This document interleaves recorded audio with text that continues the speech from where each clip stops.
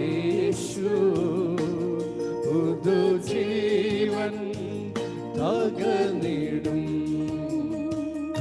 ഓ ശ്വാസത യേശു പുതുജീവൻ പകർന്നിടും. കാൽവരി മലമുകളിൽ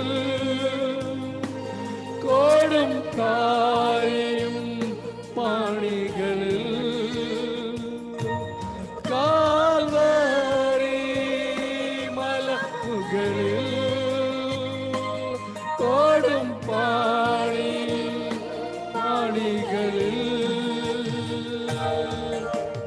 തിരുരക്തം ചൊരിഞ്ഞവനിൽ താങ്ങും കരങ്ങളുണ്ട്. നിന്റെ ഹൃദയം തകരുമ്പോ ശ്വാസത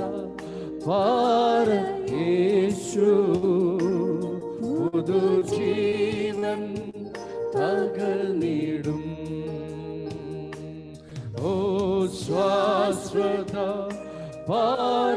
യേശു പുതുജീവൻ പകർന്നിടും. ഹൃദയം തകരുമ്പോൾ കൂടെ ഇരിക്കുന്ന ഒരു ശാശ്വത പാറ നമ്മളെ താങ്ങിടും. ഹല്ലേലൂയ. ഇന്ന് പകൽക്കാലം നമ്മൾ ഏത് സന്ദർഭത്തിൽ ഇന്ന് പകൽക്കാലമായിരിക്കുമെങ്കിലും ഒരു കാര്യം ഇന്ന് പകൽക്കാലം വിളിച്ചു പറയട്ടെ, ആ ശാശ്വത പാറ നമ്മളെ താങ്ങിടും, നമ്മളെ കൈവിടുകയില്ല. ലോകത്തിലുള്ള എല്ലാവരും നമ്മളെ കൈവിട്ടാലും ഹല്ലേലൂയ കൈവിടാത്ത ഒരു കർത്താവിന് പകൽക്കാലം നമ്മളുടെ കൂടെ ഉണ്ട്.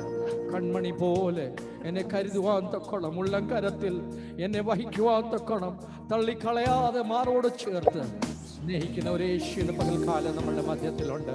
നമുക്കൊരു പ്രാവശ്യം കൂടെ ദിവസങ്ങളിൽ ഹല്ലേലൂയ വിശ്വാസത്തോട് പ്രഖ്യാപിക്കാം. ഹല്ലേലൂയ കണ്ണിൻമണി പോലെ എന്നെ കരുതുവാൻ തക്കോണം. ഹല്ലേലൂയ ഒരു യേശുവിന്റെ പകൽക്കാലം ഹല്ലേലൂയ നമ്മളുടെ മധ്യത്തിലുണ്ട്. ഹല്ലേലൂയ ആ കർത്താവ് നമ്മളെ ഒരു നാളും കളയില്ല, ഒരു നാളും നമ്മളെ ഉപേക്ഷിക്കത്തില്ല. മാറോട് ചേർത്ത് നമ്മളെ താങ്ങുവാൻ തക്കോണം ഇന്ന് പകൽക്കാലം ആ കർത്താവ് നമ്മളുടെ കൂടെയുണ്ട്. Hallelujah hallelujah.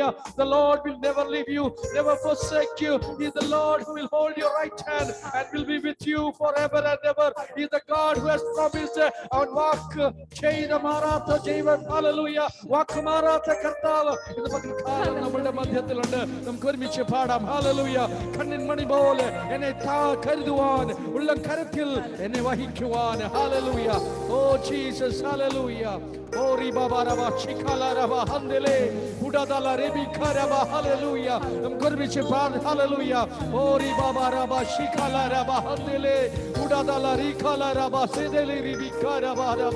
ഓ hallelujah hallelujah hallelujah oh Jesus. മണി പോ എന്നെ കരുതും, ഉള്ളം കരത്തിൽ എന്നെ വഹിക്കും, തള്ളിക്കളയാതെ മാറിൽ ചേർക്കും, സ്നേഹമാകും യേശുവേ. കണ്ണിൻ മണി പോ എന്നെ കരുതും, ഉള്ളം കരത്തിൽ എന്നെ വഹിക്കും, തള്ളിക്കളയാതെ മാറിൽ ചേർക്കും, സ്നേഹമാകും യേശുവേ. ഹൃദയമെന്നെ വഹിച്ചതീനാ, ഉള്ളിൻ കുരുക്കതിൽ വീണതില്ല. ഹൃദയമെന്നെ വഹിച്ചതീനാ,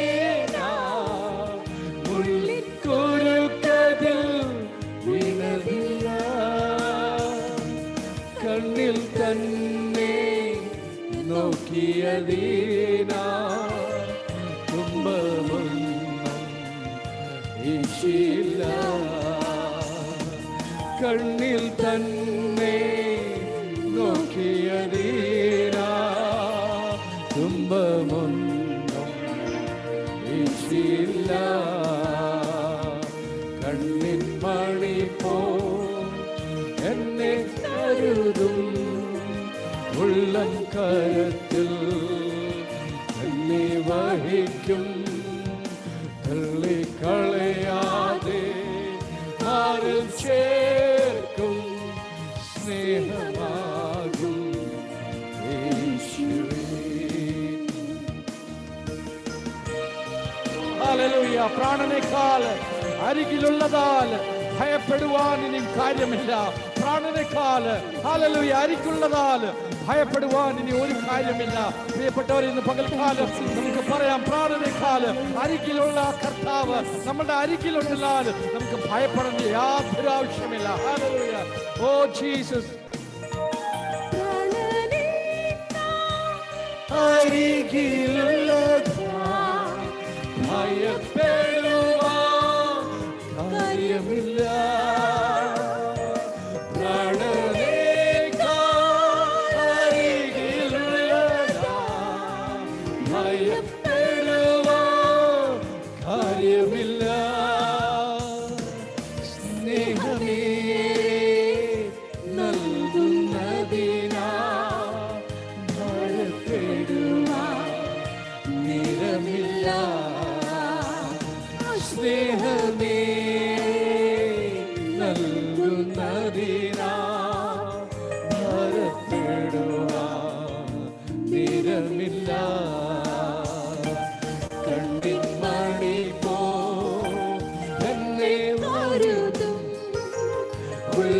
കരത്തിൽ എന്നെ വഹിക്കും.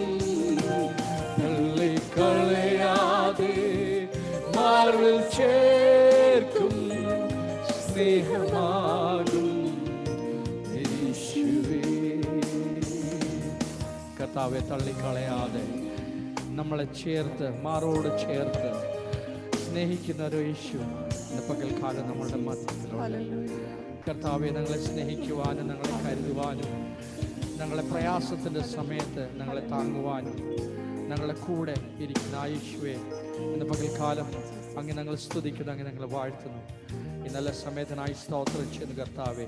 വീണ്ടും അങ്ങ് സ്തുതിക്കുവാനും ആരാധിക്കുവാനും തന്നേക്കുന്ന നല്ല അവസരത്തെ ഓർത്ത് അങ്ങ് സ്തുതിക്കുന്നു കർത്താവെ. ജീവിതത്തിലെ ഓരോ നിമിഷങ്ങളും നിന്നെ സ്തുതിക്കുവാൻ ആരാധിക്കുവാൻ തക്കണം ഞങ്ങളെ പഠിപ്പിക്കണേ.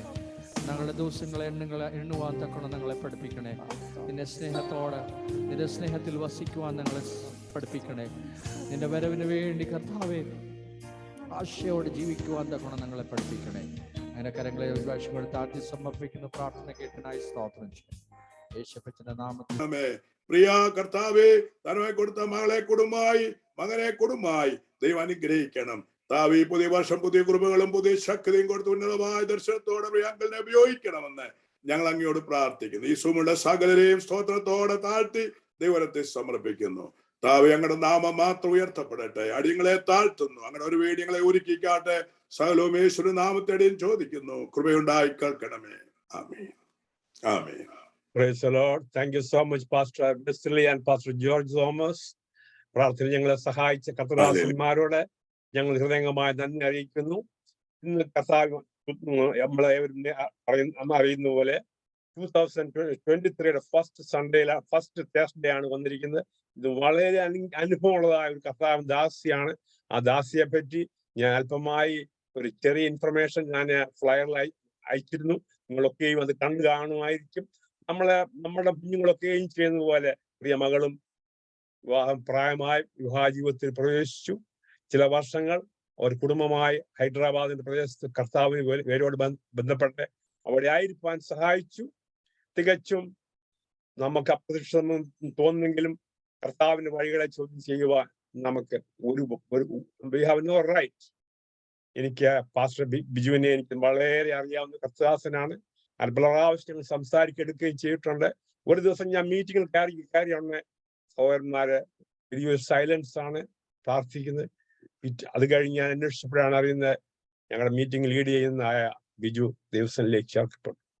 ദാസന്മാർ എന്നെ വിളിച്ചു പറഞ്ഞു, ഒബിമോളോട് പറയരുത്, ഈ വിഷയം ഏകദേശം 1.5 ദിവസം പ്രിയ മകളോട് അവർ ഷെയർ ചെയ്തില്ല. അവർക്കെല്ലാം സ്വപ്നം കൂടെ വെയിറ്റ് ചെയ്ത് അവസാനം മകൾ പറയാതിരിക്കാൻ പറ്റുകയില്ലല്ലോ. മക്കളെ കർത്താവിൻ ദാസ് ദിവസത്തിലേക്ക് ചേർക്കപ്പെട്ടു. ചെസ്റ്റ് പെയിൻ ബോഡി ഉണ്ടായി, സഹോദരന്മാർ ഹോസ്പിറ്റലിലേക്ക് കൊണ്ടുപോയി. ചില നിമിഷങ്ങൾക്കൊന്നും കർത്താവിൻ ദാസ് വേർപെട്ടു. ജീവിതം അങ്ങോട്ട് സ്റ്റാർട്ട് ചെയ്തതിന് മുമ്പായിട്ട് ഇങ്ങനെയുള്ളതായ ഒബ്സ്റ്റക്കിൾസ് ഒക്കെ വരുമ്പോൾ അതിനെ തരണം ചെയ്യുക, അതിനെ എങ്ങനെ ഫേസ് ചെയ്യുക എന്നുള്ളത് മക്കളെ നമ്മളുടെ കുഞ്ഞുങ്ങളൊക്കെ ഇങ്ങനെ സാഹചര്യത്തിൽ കടന്നു വരുമ്പോഴും അങ്ങനെ മനസ്സിലാക്കുന്നത്. 2 കൊച്ചു കുഞ്ഞുങ്ങളുമായി ഒരു ചെറിയ സഭയുമായി എനിക്ക് ബിജുവിനെ നേരത്തെ അറിയാവുന്നതുകൊണ്ട് സഭയുടെ ഇൻഫർമേഷൻസ് എല്ലാം എനിക്കറിയാം. ഒരു 4-5 ഫാമിലുള്ള ചെറിയൊരു സഭയുമായിട്ട് SEOയിട്ട് പേരിനൊക്കെ അറിയാം. അവിടെ ഒരു 4-5 ഫാമിൽ ചെറിയ സഭയുമായിട്ട് കർത്തദാസൻ അവിടെ സ്റ്റാർട്ട് ചെയ്ത്. ഇപ്പോഴത്തെ അതിന്റെ സിറ്റുവേഷൻ എങ്ങനെയാണെന്ന് അറിയത്തില്ല. ഉബിമോളെ എങ്ങനെ കർത്താവ് നടത്തുന്നു ചോദിക്കുമ്പോൾ കർത്താവ് ഇതുവരെയും നടത്തി. അതുകൊണ്ട് ശേഷിക്കുന്നതായ ഒരു 35-40 minutes time, ഉബിമോൾ unmute yourself and join our Zoom and share your experience. ഞങ്ങൾക്ക് കേൾക്കുവാൻ വളരെ താല്പര്യത്തോടെ ഇരിക്കുകയാണ്. മകൾ സംസാരിക്കുമ്പോൾ നമ്മുടെ എല്ലാവരും പ്രാർത്ഥനയോട് നമ്മളെ ധൈര്യപ്പെടുത്തുവാൻ, ദിവസം ബലപ്പെടുത്തുവാൻ പ്രാർത്ഥനയോട് ഇരിക്കാം. അടുത്തുള്ളതായ സമയത്ത് ഒബിമോളെ ഞാൻ സൂം മീറ്റിംഗിലേക്ക് സ്വാഗതം ചെയ്യുന്നു. Thank you. Obimol can you unmute? Okay, go ahead. That's fine. Okay, praise the Lord. ദൈവത്തിന്റെ അതിപരിശുദ്ധമായ നാമം വാഴ്ത്തപ്പെടുമാറാകട്ടെ. ഈ ഓൺലൈൻ മാധ്യമത്തിലൂടെ എന്നെ കേൾക്കുന്ന എല്ലാ ദൈവമക്കൾക്കും ദൈവനാമത്തിൽ നന്ദി സ്നേഹത്തെയും അറിയിക്കുന്നു. Praise the lord. എനിക്കിതില് പ്രിയ മാത്യു അങ്കിളെ അറിയാം, അതുപോലെ ജോർജ് കുട്ടി അങ്കിൾ ഇവിടെ ഞങ്ങളുടെ ഹൈദരാബാദിലുള്ളതാണ്. അങ്കിളെ അറിയാം, വേറെ ആരെയും തന്നെ അറിയത്തില്ല. എങ്കിലും നമ്മളെല്ലാവരെയും ഒരുപോലെ അറിയുന്ന സ്വർഗത്തിലെ അപ്പച്ചൻ്റെ സന്നിധിയിലാണ് നാം ആയിരിക്കുന്നത്. അതിനായി ദൈവത്തിന് സ്തോത്രം ചെയ്യുന്നു. എൻ്റെ സാക്ഷ്യം എന്ന് പറഞ്ഞാൽ വളരെ ചെറുപ്പത്തിൽ തന്നെ ദൈവത്തെ അറിയുവാനും ദൈവസന്നിധിയിലായിരിക്കാനും ഒക്കെയും ദൈവം ഭാഗ്യം തന്നു. ഞാൻ ജനിച്ചതും വളർന്നതും ഒരു യാക്കോബായ കുടുംബത്തിലാണ് ഞാൻ വളർത്തപ്പെട്ടത്. എങ്കിൽ തന്നെയും യാക്കോബായ സഭയിലാണ് ജനിച്ചതെങ്കിൽ തന്നെയും ആത്മീയമായി വളരെ കാര്യങ്ങൾ, ആത്മീയമായി ആരാധന മാത്രമേ, സൺഡേ വർഷിപ്പ് മാത്രമേ വ്യത്യസ്തമായ രീതിയിൽ ഉള്ളായിരുന്നു പെന്തക്കോസ് അനുഭവത്തിൽ നിന്നും. ബാക്കി പെന്തക്കോസ് ആരാധനകളിൽ ഉള്ള പോലെ തന്നെ എല്ലാ ചർച്ചുകളിൽ നടക്കുന്ന പോലെ ബൈബിൾ ക്ലാസ്സും ഉപവാസ പ്രാർത്ഥനകളും കൺവെൻഷനുകളും അങ്ങനെ എല്ലാ തരത്തിലും ആത്മീയമായി വളരുന്ന ഒരു ചർച്ചിലായിരുന്നു, ഒരു പള്ളിയിലായിരുന്നു യാക്കോബ സഭയിൽ ഞങ്ങൾ പോയിക്കൊണ്ടിരുന്നത്. അങ്ങനെ അതുകൊണ്ട് തന്നെ ചെറുപ്പം മുതലേ ആത്മീയമായ ഒരു അന്തരീക്ഷത്തിൽ വളരുവാൻ സ്വർഗത്തിലെ ദൈവം എനിക്ക് ഭാഗ്യം തന്നു. എന്നാൽ മുന്നോട്ട് പോകുന്ന നാളുകളിൽ പല പെന്തക്കോസ്തിന്റെ അനുഭവങ്ങൾ ഞങ്ങൾക്ക് അറിയാമായിരുന്നു. എങ്കിൽ തന്നെയും സ്നാനപ്പെടുക എന്നുള്ളത് വളരെ ഒരു ചോദ്യചിഹ്നമായിട്ട് നിൽക്കുന്ന ഒരു അനുഭവമായിരുന്നു. സ്നാനം കൊണ്ട് എന്ത് ആവശ്യം എന്നൊരു ചിന്ത, ബാക്കിയെല്ലാം ഉണ്ട്, അപ്പോൾ ഈ സ്നാനം കൊണ്ട് ഒരു ആവശ്യമില്ല എന്നൊരു ചിന്താഗതിയിൽ എൻ്റെ മാതാവ് വളരെ ബലത്തോടെ നിൽക്കുന്ന ഒരു സമയമായിരുന്നു. എന്നാൽ ഞാൻ പറഞ്ഞല്ലോ, ഈ കൺവെൻഷനുകളെല്ലാം ഞങ്ങളുടെ സഭകളിൽ ഈ ഈസ്റ്ററിനോടനുബന്ധിച്ച് കഷ്ടാനുഭവ ആഴ്ചയിൽ 4 ദിവസങ്ങളിൽ കൺവെൻഷനുകൾ എല്ലാ വർഷവും നടക്കുമായിരുന്നു. അപ്പോൾ അങ്ങനെ ഒരു വർഷം കൺവെൻഷൻ നടക്കുന്ന സമയത്ത് ഒരു ദേവദാസൻ ഇപ്രകാരം, ഞാൻ അപ്പോൾ 8th സ്റ്റാൻഡേർഡിൽ പഠിക്കുന്ന സമയമാണ്, ഒരു ദേവദാസൻ ഇപ്രകാരം പറയുവാനിടയായി. വാക്യം യെശയ്യാവിന്റെ പുസ്തകം 6-ാം അധ്യായം 8-ാം വാക്യത്തിൽ അനുബന്ധമാക്കിയിട്ടാണ് അന്ന് ദേവദാസൻ ദൈവവചനം പ്രസംഗിച്ചത്. അനന്തരം ഞാൻ ആരെ അയക്കേണ്ടു, ആർ നമുക്ക് വേണ്ടി പോകുമെന്നുള്ള വചനം. ആ വചനം 8th സ്റ്റാൻഡേർഡിൽ പഠിക്കുന്ന ഒരു കുഞ്ഞിന് എത്രത്തോളം മനസ്സിലാകും, എന്നാൽ എന്നെ ആരോ നിർബന്ധിക്കുന്ന പോലെ ആ വചനത്തിന്റെ മുമ്പില് ആ വചനം ദൈവദാസന് വളരെ ശക്തമായി ദൈവവചനം പ്രസംഗിച്ചു. അവസാനമായിട്ട് ഈ വചനത്തിന് മുമ്പിൽ ആരെങ്കിലും സമർപ്പിക്കുവാൻ താല്പര്യമുള്ളവരുണ്ടെങ്കിൽ സമർപ്പിക്കാമെന്ന് പറഞ്ഞപ്പോൾ അതിന്റെ ആഴം എന്തെന്നോ, തുടർന്ന് ഞാൻ എന്തിനാണ് സമർപ്പിക്കുന്നതെന്നോ, തുടർന്ന് എന്താണ് ചെയ്യേണ്ടതെന്നോ ഒന്നും അറിയത്തില്ലെങ്കിലും ഉള്ളിൽ ഒരു ദാഹം നിമിത്തം ഞാൻ എന്നെ തന്നെ സമർപ്പിക്കുവാനിടയായി.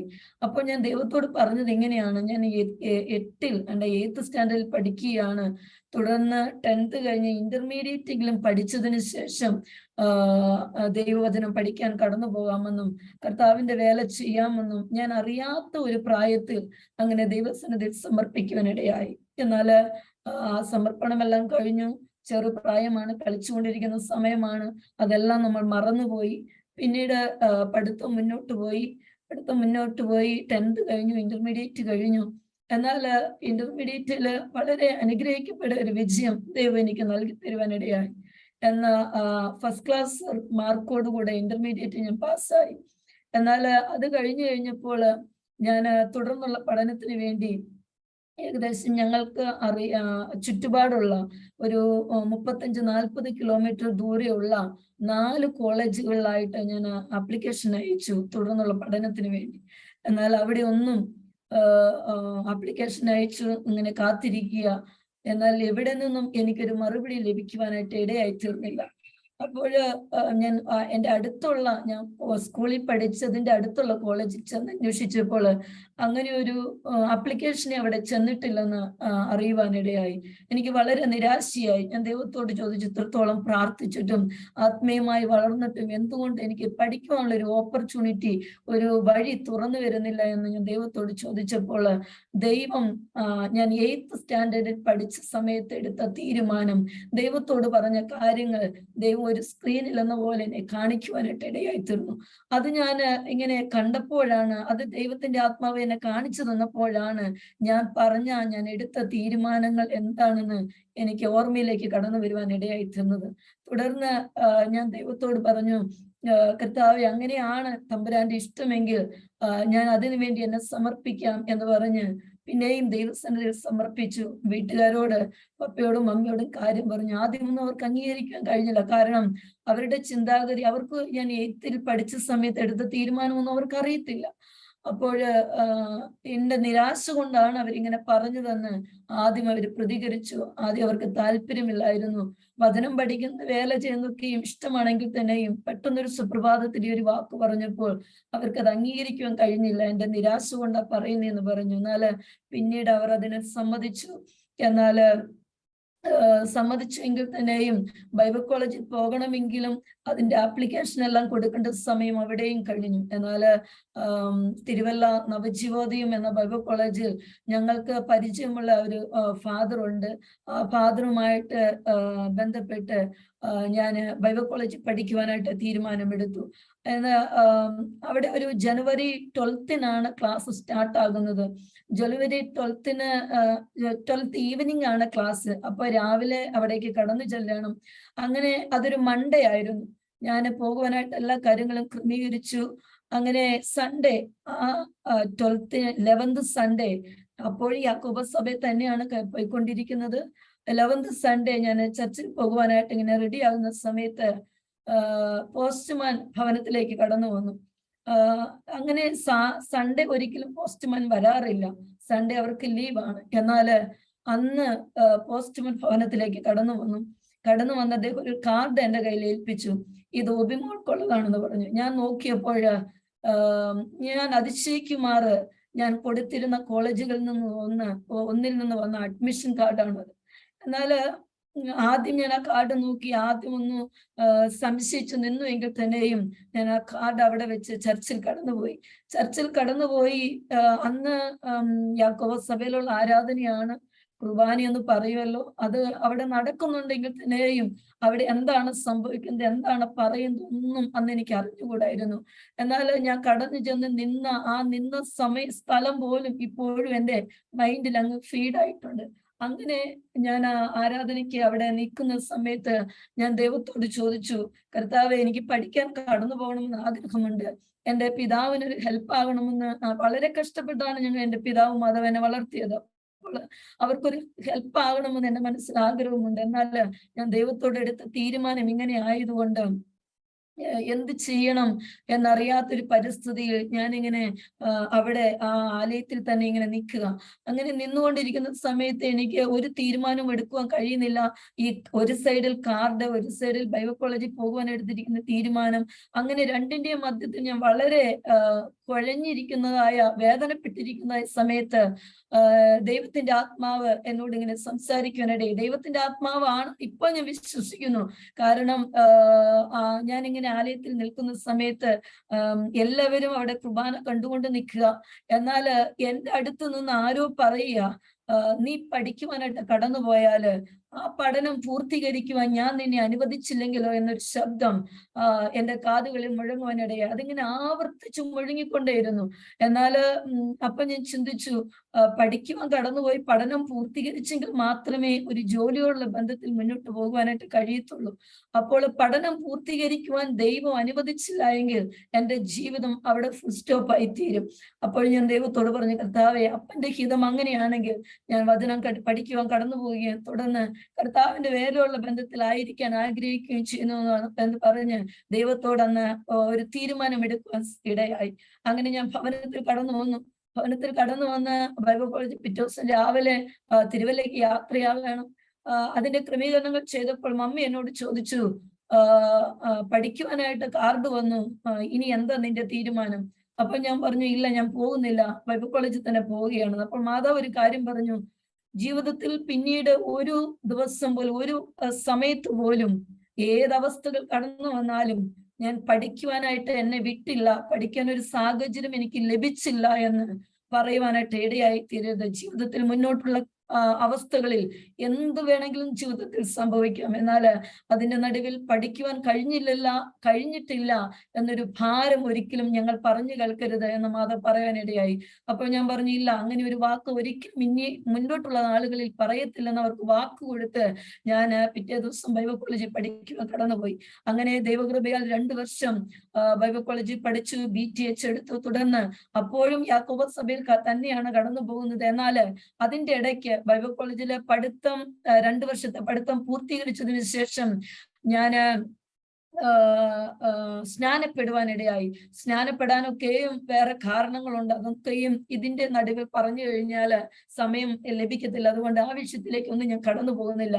അങ്ങനെ സ്നാനപ്പെട്ടു. എൻ്റെ മമ്മിയുടെ ചേച്ചിയും കുടുംബവും ഒരു പാസ്റ്ററാണ്.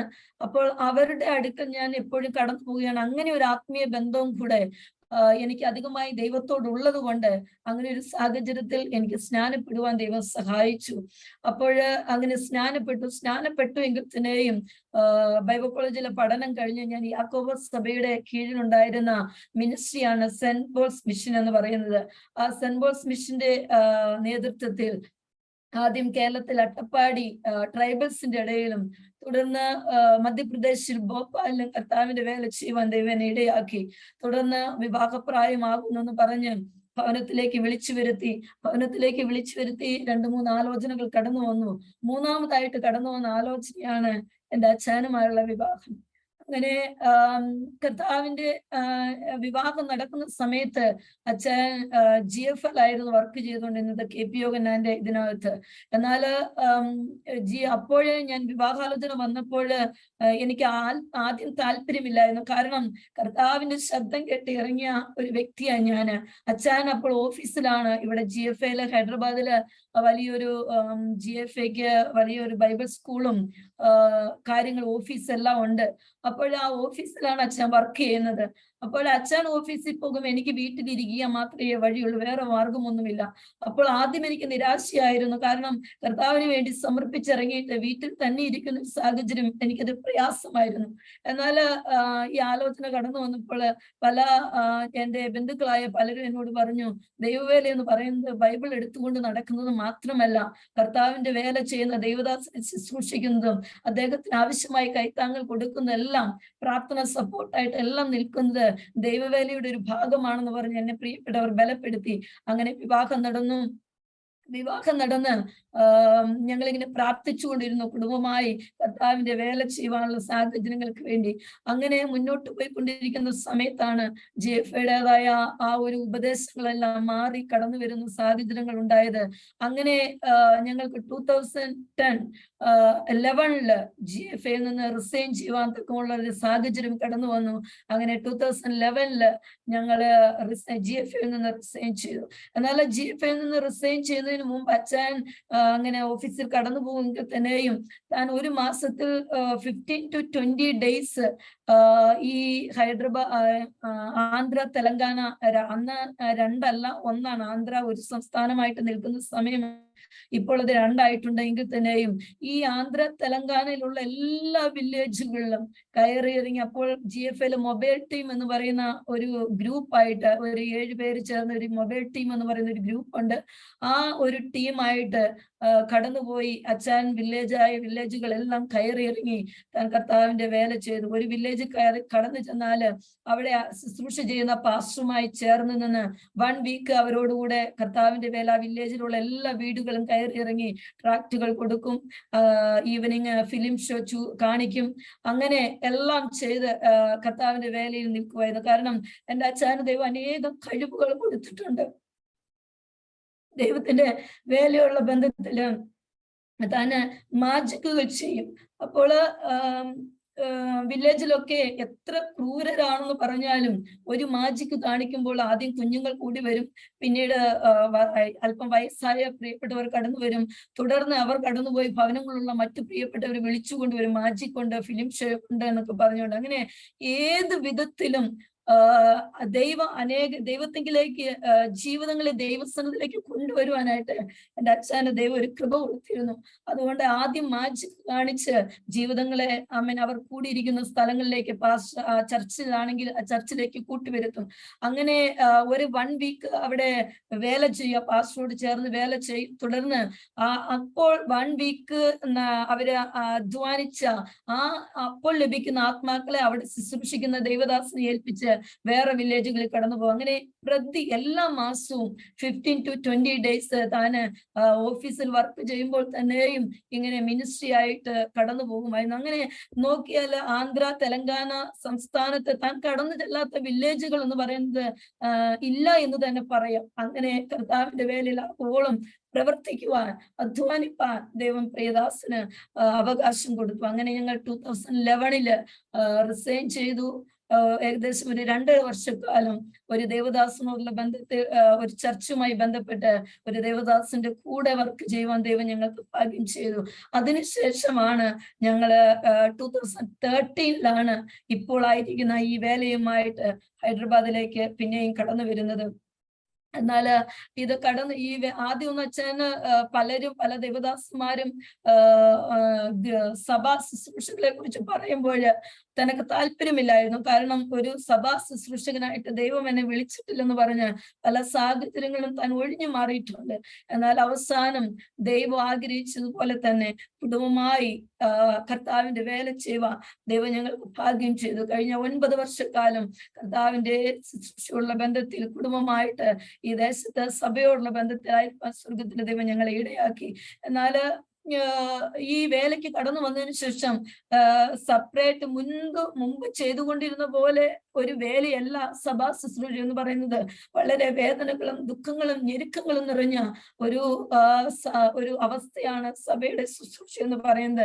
ഞങ്ങൾ ഈ വേദന മുമ്പൊന്നും അനുഭവിക്കാത്തത് കൊണ്ട് ഇതിലൂടെ കടന്നുപോയപ്പോൾ 9 വർഷത്തെ അധ്വാനം എന്ന് പറയുന്നത് വളരെ നീണ്ട വർഷങ്ങൾ വേദനിച്ച ഒരു അനുഭവമായിരുന്നു ഈ സഭയുടേതായ അവസ്ഥകൾ. കാരണം എന്ന് പറഞ്ഞാൽ മലയാളികളോട് സുവിശേഷം പറഞ്ഞ് അവര് ദൈവസ്ഥാനത്തിൽ നടത്തുന്നത് പോലെയല്ല ഒരു വില്ലേജുകളിലൊക്കെയും കർത്താവിന്റെ വേല ചെയ്യുക എന്ന് പറയുന്നത്, വേറെ ഒരു ഭാഷക്കാരുടെ ഇടയിൽ വർക്ക് ചെയ്യുക എന്ന് പറയുന്നത്. കാരണം എന്ന് പറഞ്ഞാല് ഇവിടെയുള്ളവരെ സംബന്ധിച്ച് അവർ രക്ഷിക്കപ്പെടും, വചനം കേൾക്കും, രക്ഷിക്കപ്പെടും, സ്നാനപ്പെടും. അതുവരെ ഓക്കെ. പിന്നീട് അവർക്ക് വചനത്തിൽ നിലനിൽക്കുവാനായിട്ട് കഴിയത്തില്ല. കാരണം എന്ന് പറഞ്ഞാല് അവരെ സംബന്ധിച്ച് അവർക്ക് പല ആചാരങ്ങളും അനുഷ്ഠാനങ്ങളും ഉത്സവങ്ങളും എല്ലാം അതൊന്നും ആചരിക്കുവാൻ കഴിയാത്ത ഒരു സാഹചര്യമാണ് അവരുടെ ജീവിതത്തിൽ. അതുകൊണ്ട് ഉപദേശത്തിൽ നിലനിൽക്കുവാൻ കഴിയാത്ത ജനമാണ് ഇവിടെയുള്ള ജനം എന്ന് പറയുന്നത്. ആ വിഷയത്തിൽ ഞങ്ങൾ വളരെ ഭാരപ്പെട്ടു. അച്ഛനെ സംബന്ധിച്ച് ദൈവവചനം എന്ത് പറയുന്നുവോ അതനുസരിച്ച് അങ്ങോട്ടും ഇങ്ങോട്ടും മാറുവാനായിട്ട് താൻ സമ്മതിക്കത്തില്ല. ഇപ്പോഴും താൻ പറയുന്നൊരു വാക്കുകൊണ്ട്, പട്ടിയെ പോലെ ഒരു 10 വർഷം ജീവിക്കുന്നതിനേക്കാൾ ഒരു സിംഹമായി ഒരു ദിവസം ജീവിച്ചാൽ അതാണ് ദൈവസന്നിധിയിൽ വലിയതെന്ന് തന്നെ എപ്പോഴും പറയുന്ന ഒരു കാര്യം. അതുകൊണ്ട് കടന്നു വരുന്ന അനേകം ദൈവമക്കൾ കടന്നു വന്നു, അനേകം രക്ഷിക്കപ്പെട്ടു. എന്നാല് കടന്നു വരുന്നവർക്കൊക്കെ വേണ്ടി ഒരു വ്യക്തിയെ ദൈവസന്നിധിയിലേക്ക് നടത്തുക എന്ന് പറയുന്നത് വളരെ ദുഃഖവും കണ്ണുനീരും വേദനയും ഉപവാസവും ഒക്കെയും അതിന്റെ പിറകിലുണ്ട്. അപ്പോൾ അങ്ങനെ കൊണ്ടുവരുന്ന ജീവിതങ്ങൾ അവർക്ക് ഉപദേശത്തിൽ നിലനിൽക്കുവാൻ കഴിയാതെ വരുമ്പോൾ അവർ മെല്ലെ മെല്ലെ പിന്മാറിപ്പോകും. അപ്പോൾ ഞങ്ങളുടെ മുഖത്ത് നോക്കി എൻ്റെ അച്ഛനോട് ഡയറക്റ്റ് പറഞ്ഞിട്ടുണ്ട്, ഞങ്ങൾ അനേകം ദേവദാസന്മാരെ കണ്ടിട്ടുണ്ട്, അനേക ചർച്ചകളിൽ ഞങ്ങൾ പോയിട്ടുണ്ട്, എന്നാൽ നിങ്ങളെ പോലെ ഒരു ദേവദാസനെ ഞങ്ങൾ ഇതുവരെയും കണ്ടിട്ടില്ല, നിങ്ങൾ പറയുന്ന ഉപദേശത്തിൽ ഞങ്ങൾക്ക് നിൽക്കുവാൻ കഴിയത്തില്ല എന്ന് പറഞ്ഞ് പോയവരുണ്ട്. അപ്പോൾ അതൊക്കെയും നമ്മളുടെ പ്രാണൻ നമ്മളിൽ നിന്ന് വലിച്ചെടുത്തു കൊണ്ടുപോകുന്ന ഒരു ഭാരമാണ്. ഇങ്ങനെ നമ്മൾ ദൈവസ്ഥലത്തിലേക്ക് കൊണ്ടുവന്നവർ പിന്മാറിപ്പോകുമ്പോൾ അങ്ങനെ താൻ ഈ വേലയുള്ള ബന്ധത്തിൽ വളരെ ദുഃഖവും വേദനയും ഒക്കെയും താൻ അനുഭവിച്ചുകൊണ്ടിരിക്കുന്ന നാളുകളായിരുന്നു. തനക്ക് ഈ പ്രയാസം നേരിടുന്നതിന്റെ തലേമാസം ഓഗസ്റ്റ് മാസത്തിൽ, ഈ കഴിഞ്ഞ ഓഗസ്റ്റ് മാസത്തിൽ ഞങ്ങൾ ഈ വേലയ്ക്ക് കടന്നു വന്നിട്ട് 9 വർഷം പൂർത്തിയാകുകയായിരുന്നു. എന്നാൽ ആ ദിവസങ്ങളിൽ ഞങ്ങൾ 7 days ഫാസ്റ്റിംഗിൽ ഇരിക്കുന്ന സമയത്ത് ഞങ്ങൾ പ്രാർത്ഥിച്ചുകൊണ്ടിരിക്കുമ്പോൾ എല്ലാ ദിവസവും താൻ ആവർത്തിച്ച് ദൈവത്തോട് പറയും, കർത്താവേ, ഞാൻ ഈ വേല ചെയ്തത് മതിയാ എന്നാണ് അങ്ങയുടെ ഇഷ്ടമെങ്കിൽ എൻ്റെ പ്രാണനെ നീ അങ്ങ് എടുത്തുകൊള്ളണമേ എന്ന് എല്ലാ ദിവസവും താൻ പ്രാർത്ഥിക്കുന്ന ഒരു വാക്കായിരുന്നു. അതങ്ങനെ പ്രാർത്ഥിക്കുന്നുണ്ടെങ്കിൽ തന്നെയും തന്റെ ഹൃദയത്തിന്റെ വേദനയാണ് ദൈവത്തോട് പറഞ്ഞുകൊണ്ടിരുന്നതെന്നാണ് ഞാൻ ചിന്തിച്ചുകൊണ്ടിരുന്നത്. എന്നാൽ ഈ പ്രാർത്ഥന പ്രാർത്ഥിച്ച് 1 മാസം തികയുന്നതിന് മുന്നമേ താൻ ആഗ്രഹിച്ചതുപോലെ തന്നെ വേദനയില്ലാത്ത ദുഃഖമില്ലാത്ത നാട്ടിലേക്ക് താൻ യാത്രയായി. എന്നാൽ അതൊരിക്കലും എനിക്ക് അംഗീകരിക്കാൻ കഴിയത്തില്ലായിരുന്നു. കാരണം കർത്താവിന് വേണ്ടി അത്രത്തോളം അധ്വാനിച്ചിട്ട് അത്രത്തോളം പോരാടിയിട്ട് ശരിക്കും അതിൻ്റെതായ ഒരു നന്മ കാണുവാൻ കഴിഞ്ഞില്ല. യൗവന കണ്ടേ കൂടുതലായിട്ട് താൻ ആഗ്രഹിച്ചത് യൗവനക്കാർക്ക് വേണ്ടിയിട്ടായിരുന്നു. കാരണം അടുത്ത തലമുറയിൽ സത്യസന്ധമായി ദൈവ വചനത്തിന്റെ അടിസ്ഥാനത്തിൽ നിൽക്കുവാൻ ഒരു യൗവന തലമുറ എഴുന്നേൽപ്പിക്കണമെന്നുള്ളൊരു ആഗ്രഹമായിരുന്നു തന്റെ ജീവിതത്തിൽ. കാരണം താൻ പക്ക യൗവന കാലത്താണ് കർത്താവിന് വേണ്ടി ഇറങ്ങിയത്. തന്റെ 19ാമത്തെ വയസ്സിലാണ് കർത്താവിന് വേണ്ടി ഇറങ്ങിയത്. അന്ന് നാട്ടിൽ നിന്ന് ഭവനക്കാർ, അച്ഛൻ്റെ വീട്ടുകാരെല്ലാം റോമൻ കാത്തലിക് ബാക്ക്ഗ്രൗണ്ടിലുള്ളവരാണ്. അന്ന് പെന്തക്കോസ്തുകാരെന്ന് പറഞ്ഞവർക്ക് അസഹ്യമാണ്. അങ്ങനെ തന്റെ പിതാവില്ല, തന്റെ മാതാവ് തന്നെ പ്രഗ്നന്റ് ആയിരിക്കുന്ന സമയത്ത് തന്റെ പിതാവ് നഷ്ടപ്പെട്ടു. അങ്ങനെ സഹോദരന്മാരാണ് തന്നെ വളർത്തിയത്. അപ്പോൾ മൂത്ത ചേട്ടൻ എന്ന് പറയുന്നത് വളരെ പിതാവിനെ പോലെ സ്നേഹിക്കുമെങ്കിൽ തന്നെയും വളരെ ഒരു ക്രൂര സ്വഭാവമായിരുന്നു. അപ്പോൾ താൻ ഇങ്ങനെ രക്ഷിക്കപ്പെട്ടു, സ്നാനപ്പെട്ടതൊന്നും അദ്ദേഹത്തിന് ഇഷ്ടമല്ലായിരുന്നു.